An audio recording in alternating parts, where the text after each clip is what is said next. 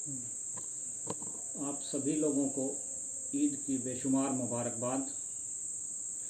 दोस्तों, 30 दिन रोज़ा रखने के बाद ईद का त्यौहार आता है और ये दिन होता है जब हम लोग अल्लाह से दुआ करते हैं और उस दुआ को कबूल होने का दिन भी होता है। इस वक्त मुल्क बहुत अजीब हालात से गुज़र रहा है। पूरी दुनिया इस कोरोना महामारी से परेशान है। मस्जिदें बंद हैं, लोग अपने घरों में हैं। इसलिए खुशियां तो मनाइए, लेकिन अपने घरों में खुशियां मनाइए।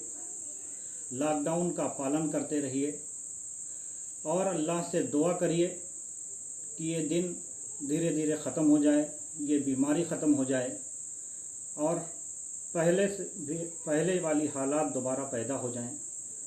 हमारे मुल्क के सभी लोगों की हिफाजत करे अल्लाह ताला।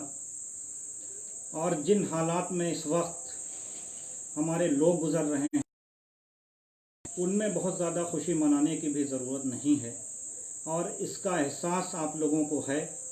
आप लोगों ने अपने ज़िंदा दिली का सबूत दिया है। जो हमारे श्रमिक, जो मज़दूर परेशान थे,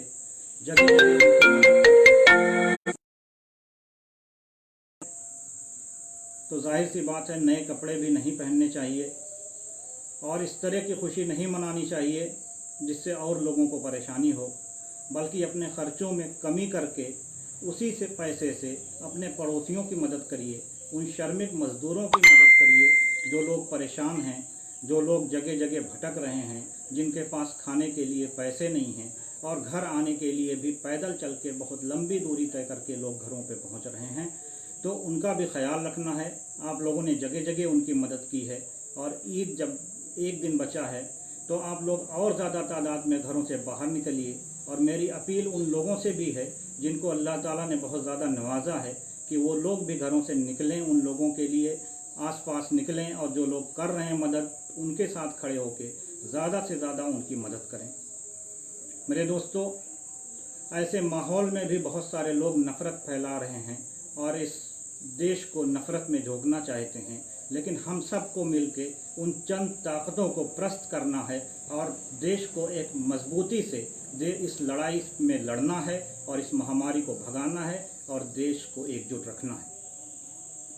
जब हमारे देश के आबादी का 30% लोग ऐसे हैं जो रोज़ कमाते खाते हैं, तो उनका एहसास हम लोगों को होना चाहिए कि लंबे अरसे से लॉकडाउन में चल रहे उन मज़दूरों की कैसे खर्च चल रहा होगा, उनका परिवार कैसे अपना पालन पोषण कर रहा होगा, वो लोग कैसे खा रहे होंगे इस वक्त। इसका एहसास भी हम लोगों को होना चाहिए और हर आदमी अपने पड़ोस में, अपने गांव में ये देखता रहे। और जहां कहीं हम लोगों की मदद लगे, आप लोग बिल्कुल फ़ोन करें, बिना हिचक हमसे कांटेक्ट करें। हम या हमारी पूरी टीम आपसे तुरंत कांटेक्ट करेगी और हर मुमकिन मदद पहुंचाने की कोशिश करेगी। मेरे दोस्तों, लॉकडाउन लंबे अरसे से चल रहा है और ऐसे में हम लोग एक साथ इस लड़ाई को लड़ेंगे तभी जीत सकते हैं। एक डॉक्टर होने के नाते मैं आपको सलाह दूंगा कि ईद में भी एक दूसरे से गले ना मिलें, घरों में नमाज़ पढ़ें और ज़्यादा से ज़्यादा ये दुआ करें कि ये बीमारी जल्दी से जल्दी ख़त्म हो। हाथ को बार बार धोते रहें और जिन लोगों के घरों में बाहर से लोग आए हैं, सरकार की जो गाइडलाइन है उसको फॉलो करें। सरकार ने आपके लिए ये नियम बनाया है कि जो लोग बाहर से आए हैं उनको 21 दिन के लिए क्वारंटाइन करें। बहुत सारे लोग ऐसे हैं जो इस चीज़ को नहीं समझ रहे हैं लेकिन उनको यह समझना चाहिए कि सरकार ने ये रूल, ये नियम सिर्फ आपके लिए बनाया है, आपके परिवार को इस बीमारी से बचाने के लिए बनाया है।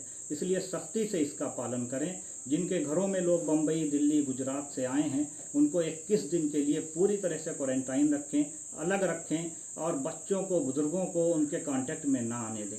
ज़रूरी नहीं है कि आपको उसका असर है या वायरस आपको टच कर गया है तो आपको नुकसान पहुंचाए। 70 से 80% लोग अपने आप इस बीमारी में ठीक हो जाते हैं, लेकिन बुज़ुर्गों को इससे बहुत ख़तरा है, बच्चों को इससे बहुत ख़तरा है। इसलिए आपको अलग रहना है और अपने घर के बुज़ुर्गों को और बच्चों को इससे बचाना है। और आप लोग अपने पड़ोस में ये भी देखिए कि जिन घरों में नौजवान नहीं हैं, सिर्फ बुज़ुर्ग हैं, नौजवान घरों से बाहर हैं, उनसे भी कांटेक्ट करिए और बुज़ुर्गों को घर से बाहर ना निकलने दें। उनको जो भी सामान हो, फल सब्ज़ी ये सब ला के आप उनके घरों तक पहुंचाएं और अपने पड़ोसियों की मदद करें।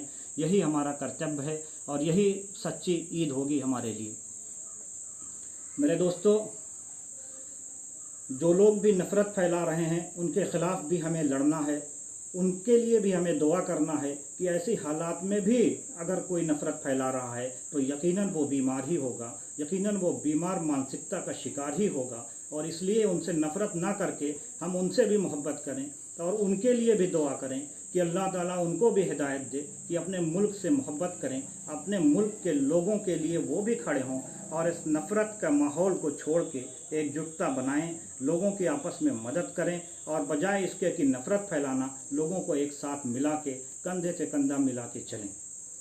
मेरे दोस्तों, मैं पुनः एक बार आप लोगों को ईद की मुबारकबाद देता हूं और ये उम्मीद करता हूं कि आप लोग घरों में नमाज़ पढ़ेंगे। मस्जिद में जितने लोगों की परमिशन है बस उतने ही लोग नमाज़ अदा करेंगे, बाकी लोग अपने घरों में नमाज़ अदा करेंगे। रिश्तेदारों से गले नहीं मिलेंगे, रिश्तेदारों के घरों पे नहीं जाएंगे, घर में रहिए, फ़ोन से बात करिए और उनकी खैरियत लेते रहिए और हर मुमकिन एक दूसरे की मदद करिए। इन्हीं बातों के साथ मैं एक मुबारकबाद देता हूँ। बहुत शुक्रिया।